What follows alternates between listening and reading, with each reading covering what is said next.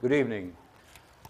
This is the Laverne Board of Zoning Appeals, May 30th, 2017, 5:30 p.m. meeting. The first item on the agenda is called the meeting to order, which we are doing, and we have determined we do have a quorum. The next item is to approve the minutes. Have all the members had a chance to read the minutes from the last meeting? Make a motion to accept the minutes as presented. We have a motion to approve minutes as presented. Do I have a second? Second. Moved and second. All in favor say aye. Aye. Those opposed? Minutes are accepted as approved. The next business that we have is a motion to nominate and elect a chairman. At this point, I'll turn this meeting over to our legal counsel. Thank you, Mr. Chairman. Thank you for your service. At this time, I'll go ahead and open up the floor table for a nomination for chairman of the board for the next one-year term. I nominate Bob Carter. We need a second. Second. Any discussion? I see no discussion. We'll go ahead and take a vote. All those in favor say aye. Aye. All those opposed? Motion passes. Congratulations, Mr. Carter. I'll turn back over to you for nomination of the vice president. Thank you, Nick. Thank you to the board. Appreciate it. The next item is to nominate and elect the vice chairman for a one-year term. Do I have any nominations? I'd like to nominate Graham Coates. A second. It's been moved and seconded that Graham be vice chairman for the next year. All those in favor indicate by saying aye. Aye. Those opposed? It's unanimous. Congratulations, Graham. Well, now we'll move on to the new business. The first item of new business is a variance to allow pool encroachment in side yard requested by Wayne and Joyce Dietz, property located at 141 Tulip Poplar Drive, R2 medium density residential zoning district, parcels owned by Wayne and Joyce Dietz. May we have the report, please? Thank you, Mr. Chairman, members of the board. My name is Jay Bradley. I guess I'm serving as planning for the evening, so excuse me if I slip up, but I'll do my best. So, this is an applicant from Wayne and Joyce Dietz. They're requesting a variance to allow pool encroachment into a side yard of their property. The property consists of 1.1 acres, and as mentioned, it's zoned R2 medium density with a side setback of 10 feet. Procedures for authorizing special exemptions are listed in the zoning ordinance under Article 8, Administration and Enforcement. Wayne and Joyce Dietz are the owners of the property, which is, as mentioned before, 141 Tulip Poplar Drive. The BOZA sign has been posted for 2 weeks, and we've had no phone calls regarding this application. Okay, thank you. Are either Wayne or Joyce Dietz present, please? One of you want to be the spokesperson, or both of you? One of you want to come forward, please?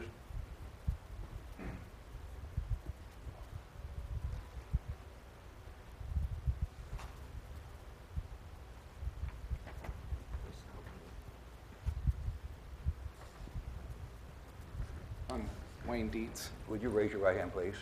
You swear to tell the truth, the whole truth, and nothing but the truth, so help you God? Yes, sir. Thank you. Would you state your name and address for the record, please? Wayne Dietz, 141 Tulip Poplar Drive, Laverne. Okay. You heard the report. Do you have any additional comments you would like to make? Well, not much other than I'd like to put that pool in. They're going to go right there next to the fruit trees there. Okay. Any comments or questions by the board members, please? A couple of questions. On the pool, are you going to put a deck around the pool, or just the pool? There, only on one side there's going to be a little deck. Okay. And that's as you've drawn it? What? It's the way that you've sketched it?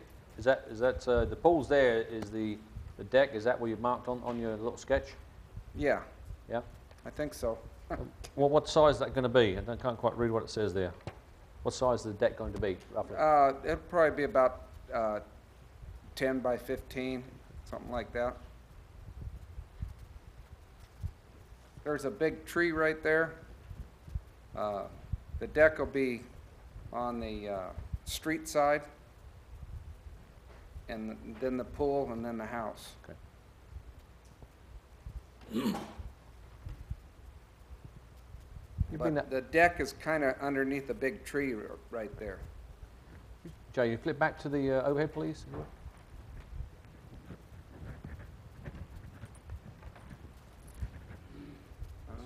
Yeah, right there, there's a big tree right there.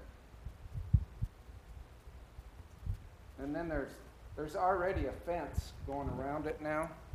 I don't know if you've seen that or somebody has seen that. There's already a 6-foot fence going around there. Because I wanted to put that up to protect the fruit trees from the deer. Sure.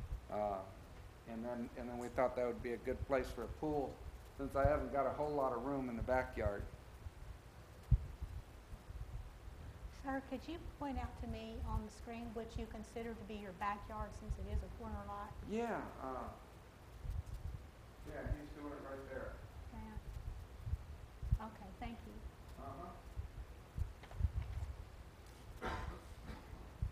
Is the pool and the deck going to be 10 feet away from the roadway, 10 or 15 feet? Yeah, more than 10 feet. The house is 90 feet, well. Can I see your pointer? Yeah. Sorry. Front button? Yeah, no, the one in the middle, the round button. Oh, whoops. Now I get it. Push the front button instead of the middle button. There we go. It's this button right here. Right, okay. Thank you. Okay, then. There's a 6-foot fence going right down here and over here underneath that tree and right up to the house right there. Okay? Well, from the back of the house to that fence is 90 feet. The pool is going to go up here about 15 feet from the house, and then it's 30 feet, and then the deck. So there's plenty of room here before you get to that fence around the pool, from the pool. I mean, it's a long way from the street, and plus, I have this 6-foot fence going in here, and then I have a fence here that I'm going to take out, but I'm going to put a wrought iron fence, 4-foot wrought iron fence right across here with a security gate right here so that no kids or anything can get in. And then there'll be another gate on the steps going up to the pool. Right. Is part of your fence wood? Yes. Right now, I just got through put most of it in, and it's kind of crooked a little bit, but I'm gonna scallop it like this to each post, and then I'm gonna stain it a light brown. The fences that are up, there's a fence across here and across here and across here, are already stained a light brown. It's a stain, kind of a partial see-through paint stain for fencing, and I'll paint that up. So the Yeah. pool is gonna be enclosed with a wood fence, right? Yes, yes. It's enclosed with a wood fence, and it'll be enclosed with a wrought iron, 4-foot wrought iron fence with a security, with a deadbolt. So you got On- 2 fences on it. I'll have 2 fences around the pool. The pool will be completely fenced in. Well, had you already gone to codes and get a permit for your pool? Yes. Okay. What did they say? Actually, we tried to get a permit for the pool, and they said we couldn't get a permit for the pool until we get this variance. Is And this- then they would give me they've got all the paperwork. As soon as I get this variance, they'll hand me the permit. Okay, if somebody will correct me if I'm wrong. So you're within the setback lines from the road, Oh, the yeah. house, and neighbor's property and everything else, correct? Mm-hmm. It's just that you've got an unusual lot being a corner lot, Yeah. correct? Well, and then it's really not a corner lot. It's on a dead it's on a end curve. Yeah, but it's still typically, the way the Yeah, house is placed right. on your, it looks like it would be like the corner type lot. Yeah. Where you've got less backyard than you do front Right. and side. Whoever built, I didn't build the house. Whoever built the house built it way, way back. And See how the other house next to me, it's further forward than me, and so they got a good-sized backyard. They actually have a pool too, but it's, you can't see it on that picture. And then the people right across the street from me over here, they're putting in a pool. We're gonna have water all over the place up They're there. good unless you've got trees over them, trust Yeah. me. Any other questions with the board members? Yes, sir. Chairman, I make a motion to approve the variance as submitted. We have a motion to approve. Do I have a second? Second. It's been moved and seconded. By a show of hands, all those in favor? Passes unanimous. Congratulations. Thank you, appreciate that. I take it, is that your wife in the back row over there? Yes, it is. What about that, the girl with the pigtails? That's my granddaughter. Is that the one that was applauding? She's gonna be in there. I figured that. She'll be in there. Okay, thank you. 13 of those grandkids. Is that all? That's it. I think it's enough. Thank you. very much. Okay, new business, the second item. Variance to allow building encroachment in a side yard requested by Adam Gray, property located at 443 Dick Buchanan Street. It is light industrial and agriculture zoning district, parcel owned by JJT Land Holdings. May I have the report, please? Thank you, Chairman, members of the board. The applicant for this is Adam Gray, and he's requesting a variance to allow encroachment into the side yard of the above-mentioned property. The variance is for a 125 by 90 building and a future concrete pad. The property consists of 10.14 acres, is zoned light industrial and agricultural, which has a required side setback of 10 feet. Additional requirements listed in the planning ordinance under Article 6, Section 4.09, paragraphs A through F, which involves signs. Article 8, Section 8.06, which is procedures for authorizing special exemptions, which variances. Article 6, Section 6.03, height requirements. And Article 3, Section 3.13, buffer strip and landscape requirements. JJT is the land holdings. JJT Land Holdings is listed as a property owner with the address of 871 Oak Ridge Highway, Knoxville, Tennessee, and the property of this variance request is 443 Dick Buchanan Street. The Board of Zoning Appeals sign has been on the property for 2 weeks, and we've received 0 phone calls regarding this request. Thank you. Is a representative from Adam Gray here? Will you step up to the podium, please? Good evening. Raise your right hand, please. You swear to tell the truth, the whole truth, and nothing but the truth, so help you God. Yes, sir. Would you state your name and address for the record, please? Adam Gray, 2128 Glenhaven Drive, Nolensville, Tennessee. Do you have any information in addition to what you heard from the city, for the city planner? Just wanting to build a building on the south side of the property within 2 foot of the property line to improve business operations and maximize output.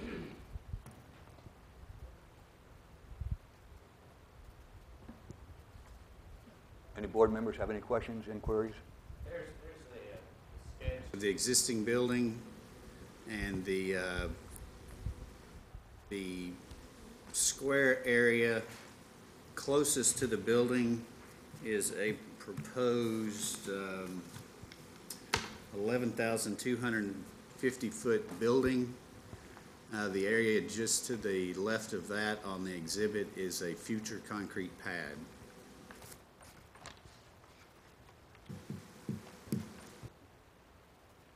Bring the overhead shot back up again, please, Jay. Let's take a look at this. You know what I'm The saying? overhead shot of the property, so we can see it. Do we know who owns the property that's going to be affected by this? It's the, what's the car demolition? Is it Express? Express Auto Auto Zone? Parts. Yeah, I believe it's Express. I mean, is there a reason why you want to encroach on it? I mean, obviously you have the space here to meet the requirements. Just to leave a big enough easement. It's heavy equipment that moves those cars around. So between the 50 by 80 building and the 125 by 90, and to get all of our drainage, you can't tell in that drawing, but from the southwest corner, everything drains to the northeast corner. So if we can move that building as far south, we can retain all the water in front of it to the new retention pond. That is, will be on the next agenda next month.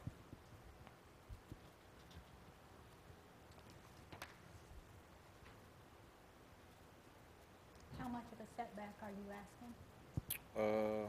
0 to 2 foot. We're gonna build it, basically, right now it's just a chain link fence right there. So then the chain link would basically stop on either end of the building, and then the building would serve as the backside of the building. But at the moment, there's nothing from stopping you moving it 10 feet and meeting the requirements. Is there a reason? Just to make it easier to have access in between those two buildings.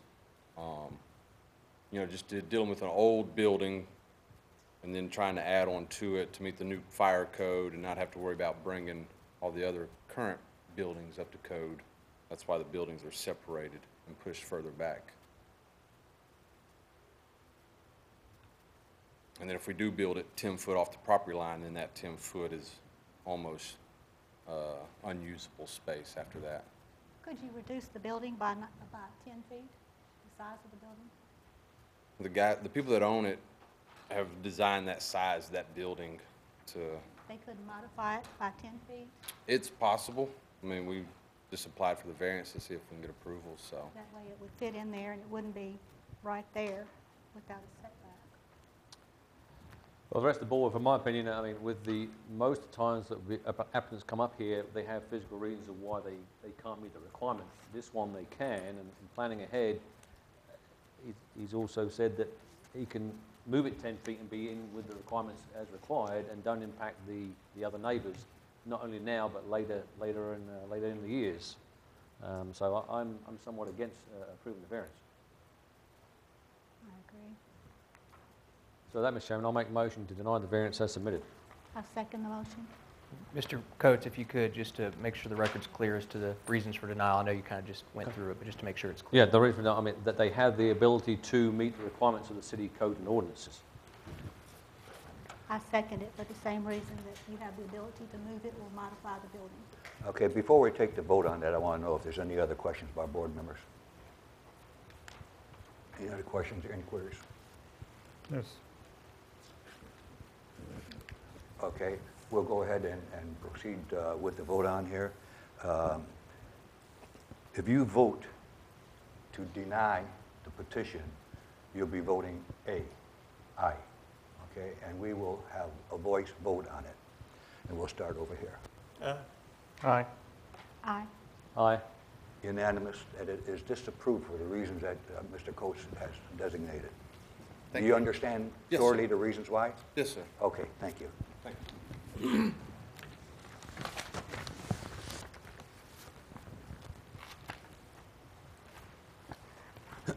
Okay, the last item on the board here is a variance to allow accessory structure encroachment in the side yard requested by Rick and Ruth Young, property located at 429 Randall Lane, R2S medium density residential grandfathered zoning district, parcel owned by Rick and Ruth Young. May we have the report, please? Thank you, Chairman. Chairman, members of the board. Chairman, One I'd like to moment, make an please. announcement. Yeah. I'd like to make an announcement. Since this request for a variance has a negative effect on my own property, I am going to recuse myself from voting, and I'm going to step down, and I'm going to sit in the audience, and I have a presentation for the board members to state my facts and reasons I object to it. Okay, when I ask for anybody here from a citizen standpoint, may come forward and speak your case at that time, as a citizen. Thank you. I'm sorry, go ahead. Thanks, Chairman, members of the board. The applicants, Rick and Ruth Young, are requesting approval of a variance to allow a side and set yard encroachment of 2 accessory structures that are currently in place on the property. Per the application that we received, one structure has been in place for 16 years, and the other has been in place for 12 years. The property consists of .25 acres zoned RS2S, which is an older zoning. The requirements I actually was forwarded from Mr. Brown were from 1990. The RS2 is a medium-density, single-family residential with a required setback of 10 feet. The requirements listed in the adopted zoning ordinance of February 6, 1990. Additional requirements are listed in the 1990 planning ordinance under Article 4, Section 4.03, which is home occupation and temporary use. Article 7, Section 7.06, permitted exceptions. Article 4, Section 4.01, parking requirements. And Article 6, Section 6.03, height requirements. Rick and Ruth Young are listed as the property owners with the address of 429 Randall Lane. The BZA sign has been up for 2 weeks, and we've received no phone calls regarding this matter. Okay, Well, we've received one, the board member. all right, thank you. Are either Rick or Ruth Young or both here? You either both or one of you can be the spokesperson? Are you going to be the spokesperson? Yes, sir. Okay, would you raise your hand, please? You Yes, swear to tell the truth, the whole truth, and nothing but the truth, so help you God? I do. Would you state your names and address for the record, please? Ruth Young, 429 Randall Lane, Laverne, Tennessee. Rick Young, 429 Randall Lane, Laverne, Tennessee. Okay, you heard the report. Do you have any comments to add to it, please? Yes, I have proof of the one building being bought in 2001, so it's been there 16 years. It's Okay. been there so long, it's embedded in the ground. To move it at this point would destroy it. There's no way to move it without destroying the building. Okay. The wooden building, I couldn't find the original contract, but I found the final payment, which was made in 2009. It was a 3-year contract. It was a lease-to-own building. When we originally put the buildings in place, we contacted codes, and we were told as long as it was inside our privacy fence, there was not a problem. We're applying for the variance because in all that time, there has not been a complaint. The same neighbor has lived there in all that time and is only now complaining because there's this dispute over a fence. And she's doing this strictly to harass us. And I have Facebook postings supporting that. If you would like to, would you like me to? No, that's not necessary. Thank you. And there's 47 homes on Randall Lane. At least 16 others have outbuildings that are not in compliance. I have an aerial photograph that shows all the surrounding. There's several surrounding homes that also have outbuildings not in compliance. So, I mean, it's standard in the area. And as I said, the buildings have been one over 10 years and the other 16 years in place. Okay. Okay, any board questions of these homeowners here? Just going back to the fence issue, you mentioned about the fence issue. So what's the issue with the fence as far as you're concerned? Debbie claimed that she would like to take the wooden fence down, which she's not the original homeowner at 431. The original homeowner and we agreed to place the wooden fence on the property line as long as we could attach to it, which we have. And this was in 1995. She decided that she wants to take that down and put up a black vinyl coated chain link fence. And we pointed out to her that there is a covenant that it has to be a wooden fence, which upset her. And from that point, that's when she went and complained. I mean, she says here that if anyone complained about her fence, the city would do nothing. But if she complained about our sheds, they would be next to her property line, they would enforce that.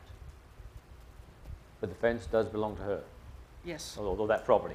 Well, the original homeowner put it up and it's on the property line. Okay.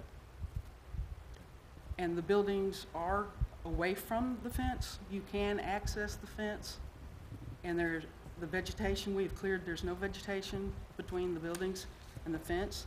The fence is in good repair. So the building is nowhere, neither of the buildings are attached to the fence? They are not attached to the That's the fence. question I was going to have. How long you lived there? Since 1995. We are the original homeowners. We built the house. Any other questions? These buildings been in since 1995? 1995, yes, sir. Any other questions of the homeowners? Okay. You may be seated. Thank you.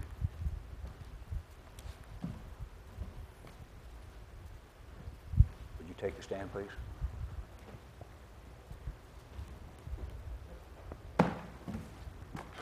I would like to... Raise your right hand, please. Yes. You swear to tell the truth, the whole truth, and nothing but the truth, I so help you do. God. I swear State to your God. name and address for the record, please. Deborah Hewen, 431 Randall Lane. I live directly next door to the right of the house, and the fence is mine. And I have proof that the claims they're making are false.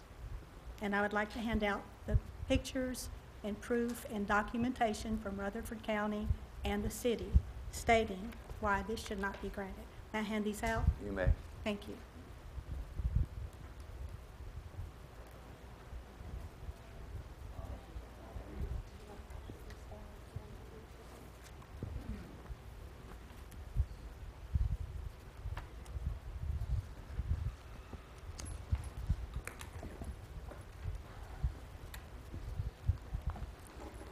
First off, I'd like to state that the claim for 16 to 12 years is incorrect. I have pictures, and you will see, if you look under where it says grandfathered status, there's some documents attached to that, A, B, and C and D documents. If you will look at the C and D documents, you will see the pictures from Rutherford County tax maps showing that the small shed didn't show up till 2005, and in the pictures, and then in 2009, the large 20-foot long shed showed up in 2009. Prior to 2009, it didn't show up in any of the tax maps for Rutherford County. And that's at the back of the pack that's stapled together that says grandfathered in status at the top. And they had claimed that they wanted to be grandfathered in, but in order to be grandfathered in, the two sheds would have to be in place before the ordinance for the 10-foot setback was in existence. The papers that I have given you, documents A and B, will show that the 10-foot setback line for the side yard has always been in place. The houses were not built until 1995. The 10-foot setback line existed well before 1995, as you will see in your documents labeled document A and B. Does everybody have that? We still on the same page? Okay. And I also have pictures of showing from the tax map how close these are to my fence line, and it also shows that we've got a 20-foot building running along from the corner of where you look out from my house on back along my fence line, and then a few feet in between, and then you've got about a 12-foot shed that starts back there. When you look out my back door, if you'll look at the pictures I've provided you, the third set of pictures, you will see what I see when I look out my back door and look over to that side. You're going to see a long 20-foot thing up against my rotting, unrepairable wooden fence. The fence is irreparable and rotting because it doesn't get adequate air, circulation, or sunlight. The runoff from the roof pours down on my fence and proceeds to continue to cause it to decay and rot. I've measured the smallest space and the largest space between the fence and either one of the buildings. you've got between 13 inches to 20 inches being the maximum. I've had contractors out there that are grown men that cannot get back there and work in such a tight space. And they said that even if I did replace the fence with another wood fence, it would rot and decay on that side too. You'll also see pictures in the second set of prints that I gave you. I'm sorry, the third set of prints I gave you on the flimsy paper. You're going to see pictures of my fence that's 22 years old that I'm not able to maintain on that side of my yard. And you see the decay and rot and possible termite damage. Water and moisture will rot wood when you don't have adequate sunlight and adequate air circulation. And this is what's happened to my fence.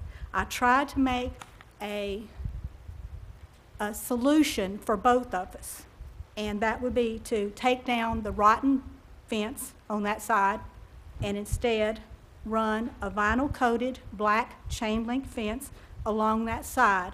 That way it wouldn't have to be maintained. Their sheds could have stayed there, and I wouldn't have to worry about a vinyl-coated chain-link fence rotting.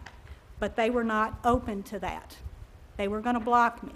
So I have two small purebred dogs that I love like my own children, and these boards are constantly popping loose. I've cut myself on them, reaching in, trying to pull the boards back up so they could be screwed back into place numerous times. My dogs have been loose 4 times because of these boards popping loose. And to replace them, I started trying to put them on the inside of the fence against the crossboards, but that doesn't work because it causes more rot because there's less moisture that way too. So I can't do anything with this wood fence as long as these sheds are in the place that they are. They're also an eyesore and they're also a hazard. They're a hazard because the corner of that large wooden shed is right up close to the corner where my son's bedroom is. If there were a fire in that shed, I'm sure my son would be affected in a negative way. Also, I have seen snakes on that side because it's so close up in there. I guess the snakes hide in there. I've seen a few. I've even ran over a few with a lawnmower, and only on that side of the yard. Also, there is a narrow enough place, 13 to 20 inches between those tall sheds and the fence along that whole way, that if a criminal was to break into a house and wanted to hide from the police, they could successfully do so. And we have had people being chased by police on foot that hide from the police. And this is another example. It's not safe. It's hindering my ability to enjoy my property. I've gotten permits for work that I've had done on my property. I've gotten permits for my pool. I've abided by the laws and the rules and the codes. We have large enough yards that there's enough space for both of these buildings to be moved. If you look at the pictures, they can move the building forward and around between the house and the tree and put it inside the 10-yard setback line. They can also do the same with the metal building. If they empty it out, they can move it. If it's that shabby, which it might be, that it could fall apart, they could take a screwdriver and unscrew the screws, dismantle it, and then move it. But right now, both buildings are affecting the value of my property because I have an eyesore of a fence that I cannot maintain. Appraisers in our area will only give you $1,000 credit towards a wooden fence that's in good repair. This fence is not in good repair. A home inspector would actually ding me if I wanted to sell my house because I have such a rotten eyesore of a fence, and it looks like I've got a third world country living next door to me when you look off to the right. If you look at the third set of pictures, you'll see my backyard, the views that I have of it. You'll see the views from the other side of my yard showing how I can make everything look pretty in my yard, have nice clean decks, nice patio furniture, fire pits, and a nice pool. But you go to the other side and it's rotten and it's horrible. The water pools up over there where the water runs off of that shed into my yard and up into my fence. I've tried to work it out with my neighbors. They didn't want to. I tried to find a solution. They didn't want to. I have to do something about my fence. I have no choice. I can't afford a wrought iron fence. If you've ever put one up, you know the expense. I'm a single woman with one single income, getting close to retirement, and I can't afford a wrought iron fence. And I can't afford to keep putting wooden fences up and paying extra and giving up pieces of my land in order for the workers to build a new fence. Because in order to, that would have to be taken down at great expense, and they would have to build a new fence further into my property, which is going to reduce the property that I own. I follow the rules. The rules in the book say that we can grant a variance when there are an exceptionally narrow or steep lot. None of the situations that my neighbors are experiencing would allow them to have a variance, because we have to follow the codes in this city. We have to keep our city looking good in our neighborhood. We're not Beverly Hills or Brentwood. We're Lake Forest. But some of us in that area, that is our home. And we love our homes, and we put a lot of money and a lot of effort into trying to make them look nice and good. And we try to follow the rules.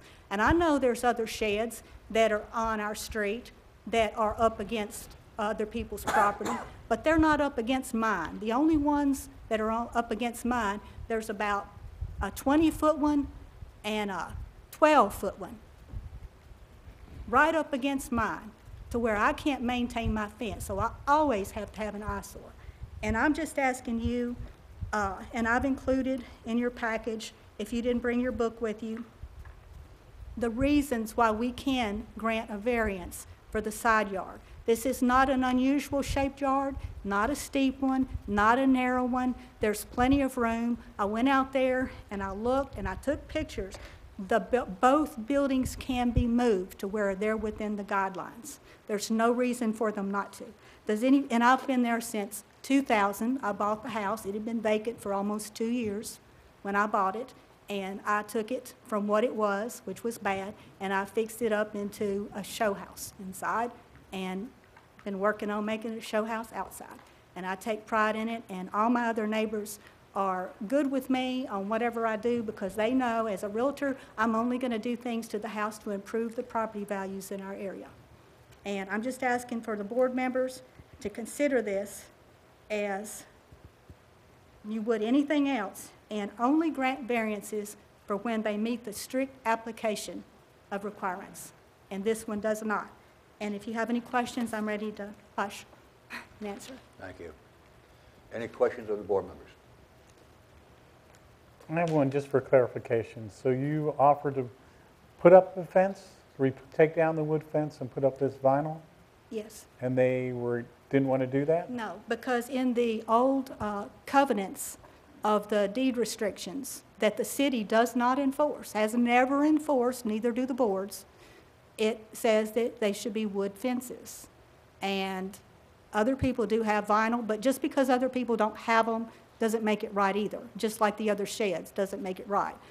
I'm only concerned with what's affecting my property, but that was the only solution I could find that's affordable to me to correct the situation that they've put me in. And I have told them each time they've put up a building that they need to check with codes, that it has to be set back away from the property lines. I've told them. They choose not to listen to me. I don't know if he thinks because I'm a woman, I don't know what I'm talking about, but that's why I directed him to codes.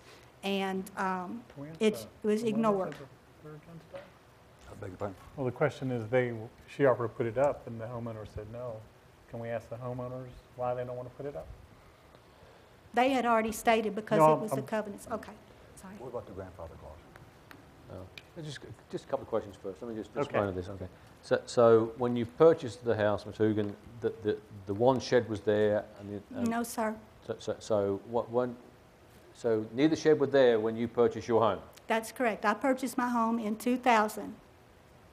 Okay. And I think the homeowner said 95.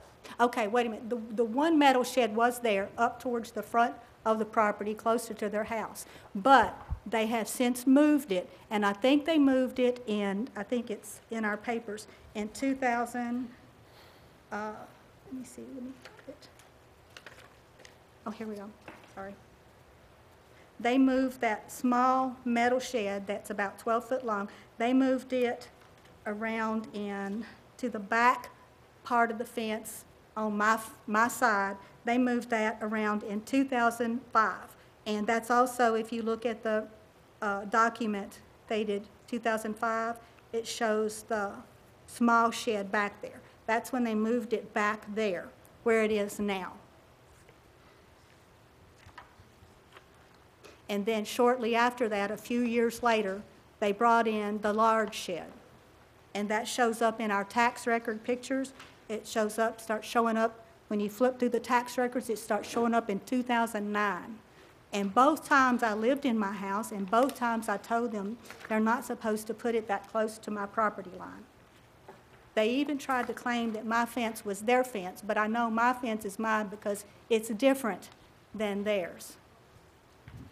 The tops are different. Mine are dog-eared, and theirs are pointy.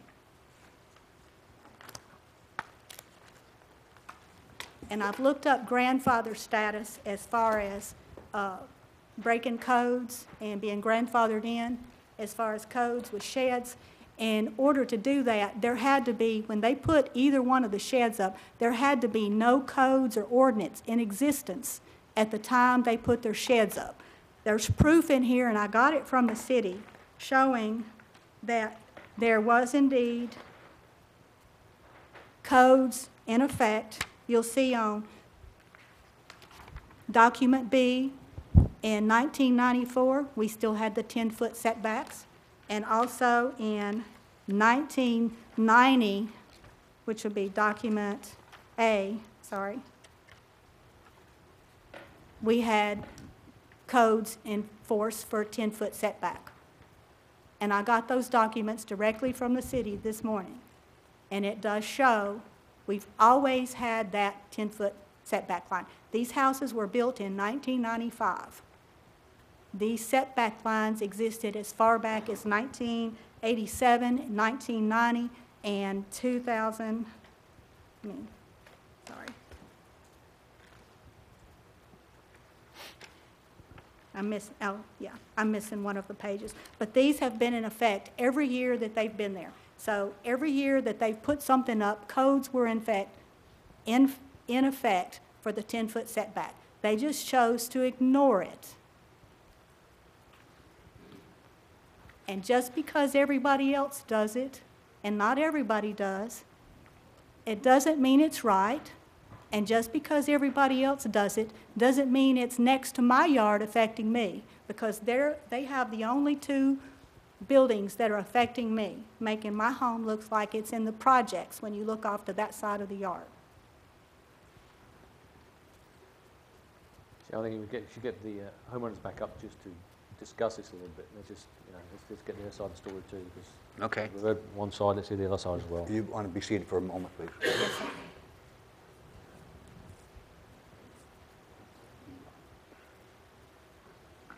I have the receipt for the metal building from 2001. My nephew helped me construct it. It's never been moved. He was staying with us the summer of 2001. It was the year we were married. I can show you our marriage certificate if need be. If you'd like, here's the receipt showing that the building was purchased in 2001. So the metal building has been there. It will be 16 years in May. Well, it's 16 years this month.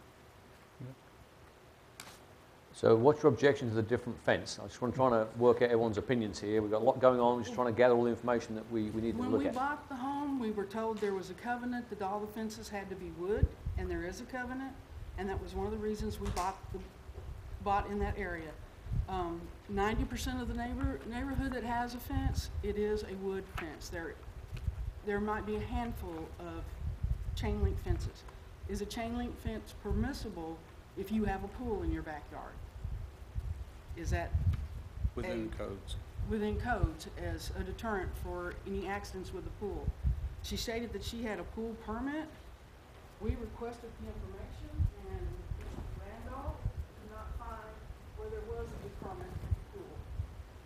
The pool, she has used that pool to flood our yard. The flooding that she speaks of is our yard, where she has drained the pool into our yard. I have pictures that I was not able to print on my phone. I don't know if you want to look at my phone, or do I need to come, ask for a continuance and come back? Because I also have this picture taken today. It shows if the buildings are not against the fence, fall off the building, falls into the ground. She is in error on the distance. The metal building is 16 inches from the fence. The wooden building is 21 inches at the front and 26 inches at the back. My husband gets between the fence and the buildings, weed eats, and repairs the fence. And you can see from the picture that that fence is in good repair. It is not rotted, it is not falling down.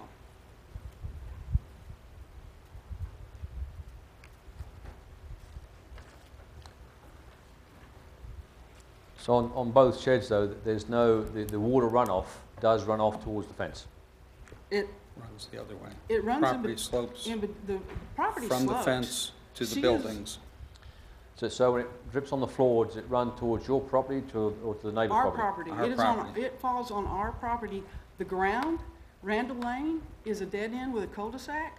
The cul-de-sac is the higher ground. Where the road connects to David's Way is the lower ground. We are below her. That would be, she's saying that the water is running uphill. Now, Well, look at this picture, it looks like some of the boards have been replaced, is that true? Yes, because we've done maintained the fence. we've done it. And also, It's 22 years old, it's wood, and there have been storms. Our own fence was knocked down, 4 sections of it due to the storm, which we have put back up. You can see in her picture where I've been working on repairing our own fence. We maintain the fence. There is one missing board that she chose rather than to come, and we've never denied her access to our property to do whatever she needs to do to the fence, but she chose to replace it on her side instead of coming and replace it on our side. Her side is the side that the 2x4s are exposed. There may be a few boards that are a little warped. It's due to vegetation growing up to the fence. That's not our vegetation, it's hers. As you can see in the picture right there, the front of her part of the fence, she has in the lower right corner, that's the things that she's planted. If I had my pictures, I could show you she's got vines and everything growing up over the fence, covering that front part of her fence. she mentioned something about runoff coming down from a downspout on the corner of her house, right behind where these buildings are. She has some of this black plastic tubing, No, it's white. or white, that comes off of the downspout and comes across the side yard and stops just a little bit before the fence. We've wondered why our ground was always moist and looked muddy. And we peered through the fence and saw that the runoff coming from her roof, It's being Being directed to directed our towards- yard and then plus, with an extension to the downspout.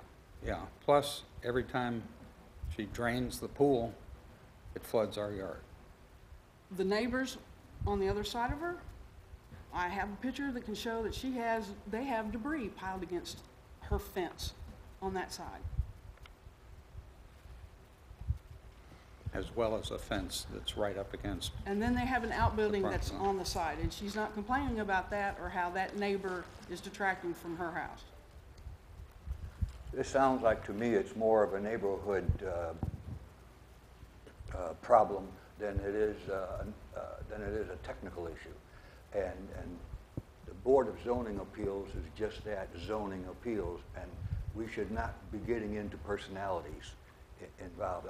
I've been sitting here listening, and I've been trying to take out the personality parts and just listen to the technical issues. I wish it would be a simple case of neighbors getting along with one another, but obviously it's beyond that. Any board members have any comments or any questions here?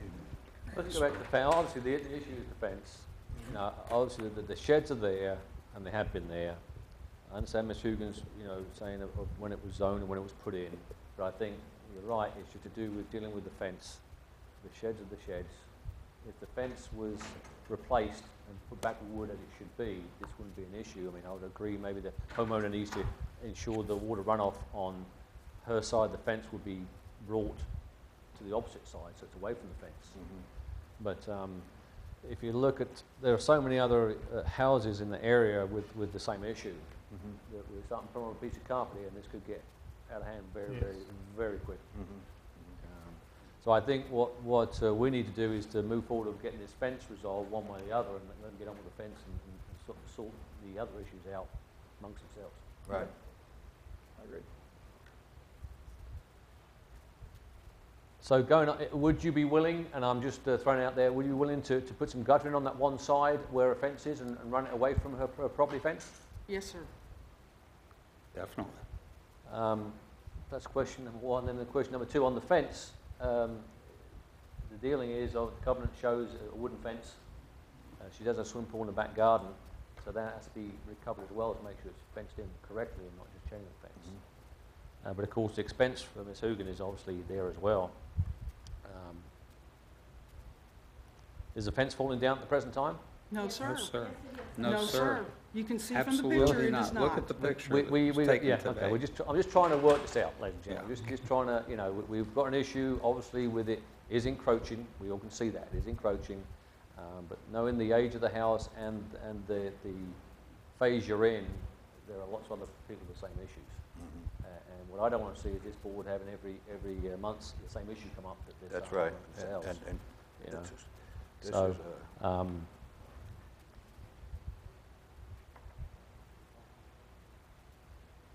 May I say something else, Chairman? go ahead. Join.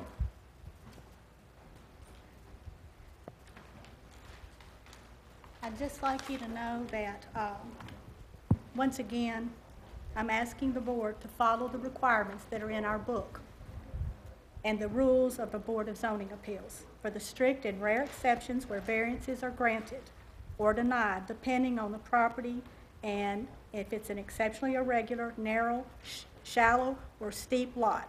This property in question does not meet any of these requirements for a variance.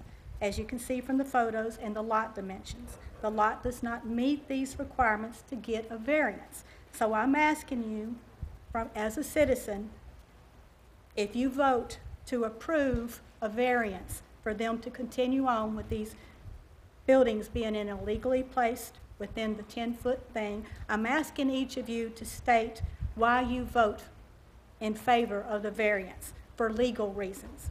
I want it on the record for legal reasons.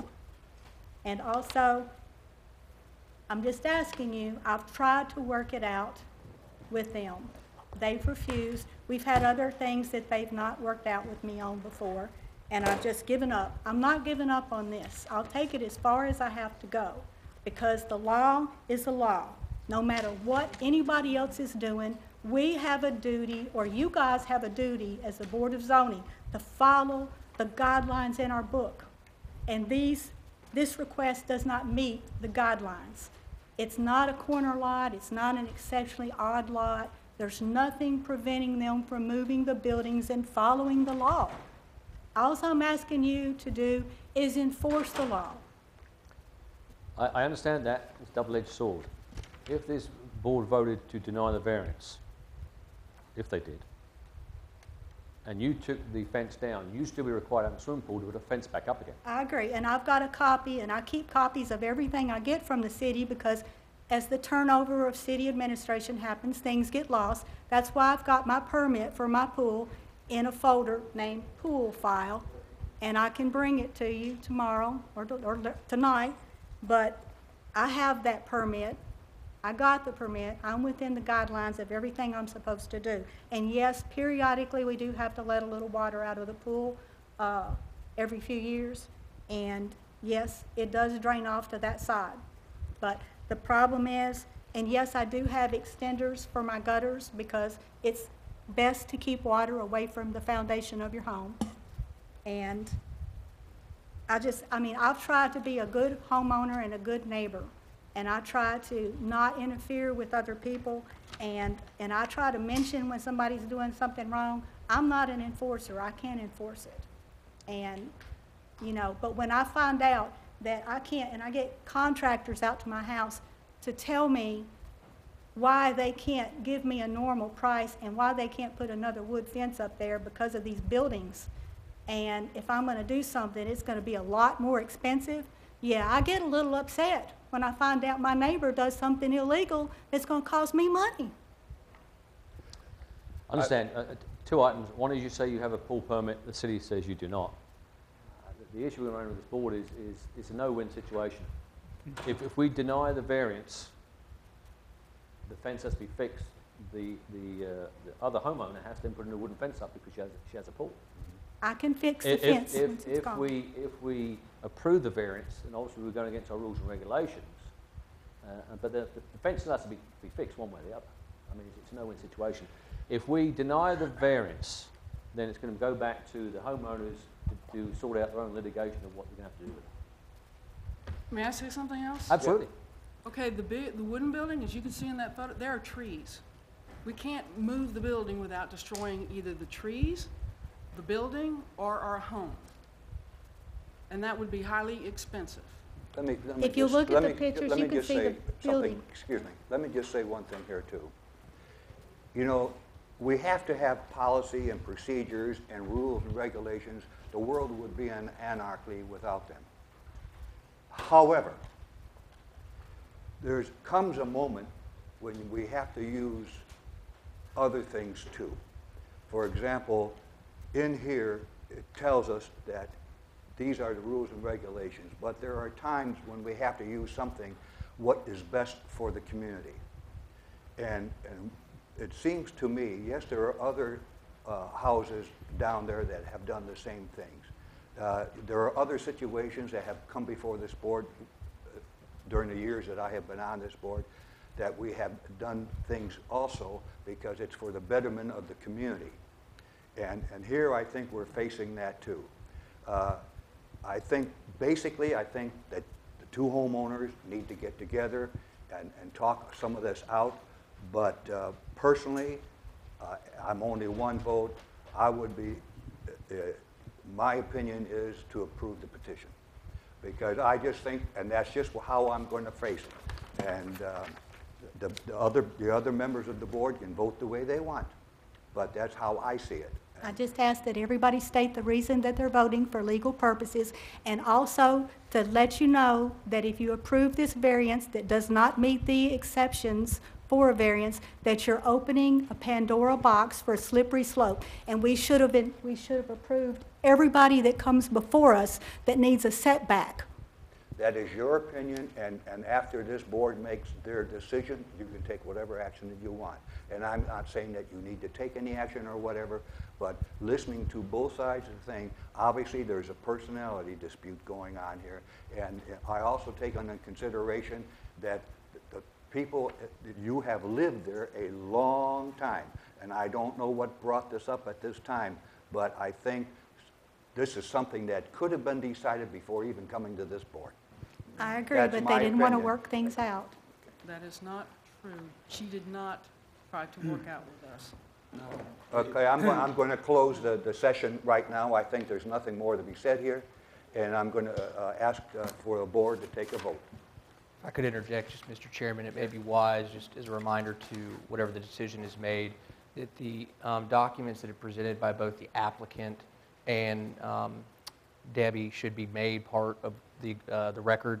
If the applicant's provided a few copies, are those copies okay to be submitted to the board? Yes. And I believe Debbie already gave you hers as well. Yeah, the only thing, Mr. Counsel, that I thought about that is that normally in this kind of a situation, normally from my past experience, not herein, is that any time that we consider documents, they would have to be official documents, and these are not. So, but I'll be glad to include them. Just for the record, in the minutes, Sure. it'd be good. I have a question. Can we include the aerial photographs that show the numerous other homes? Sure. That'll be fine. That'll be fine.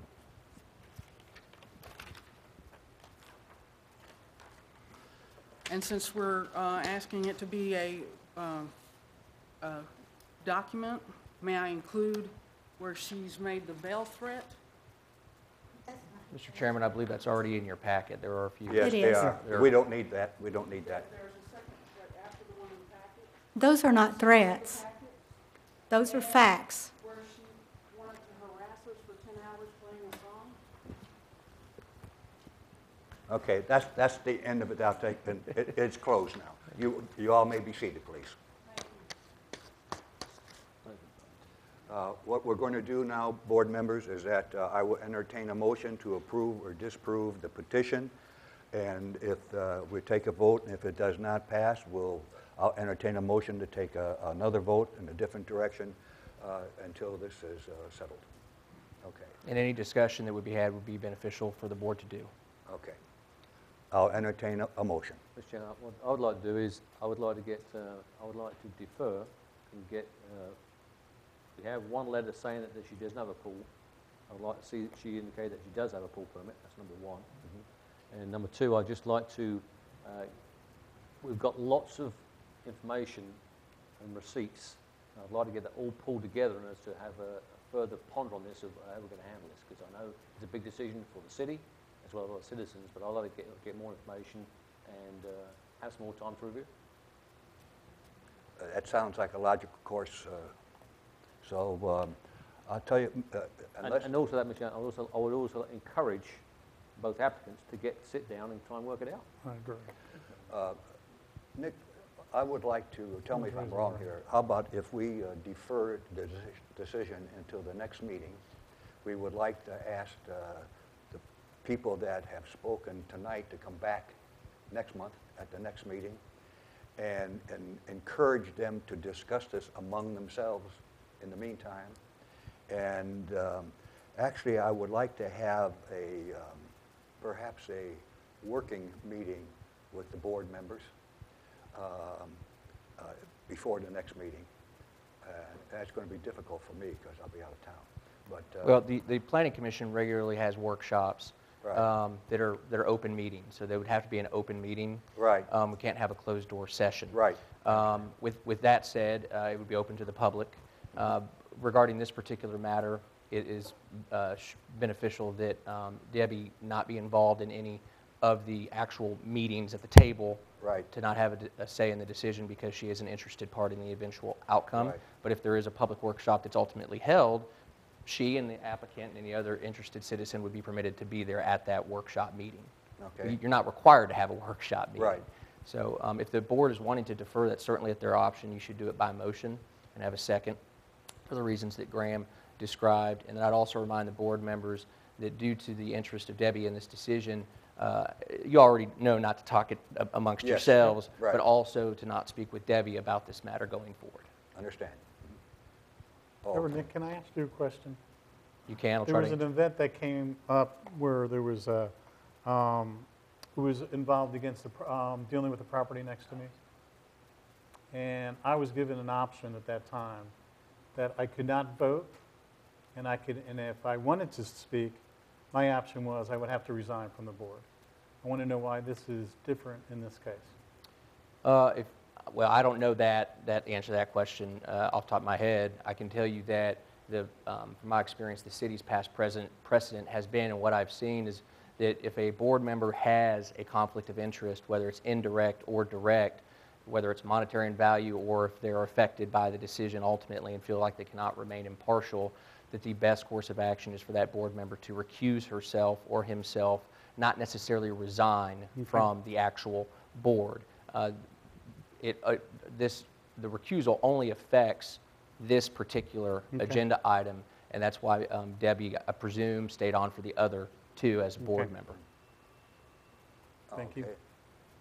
I will make the motion that we defer this subject until the next meeting, and for the purpose that the people that have spoken at this meeting get together on their own time and talk amongst themselves with the idea that come to a meeting of the minds, hopefully, and that will give the board members a chance to individually go over the material and be better prepared at the next meeting. Do I have a second? Second. All those in favor indicate by raising a hand. It's unanimous. So moved. There being no further business, this meeting's adjourned.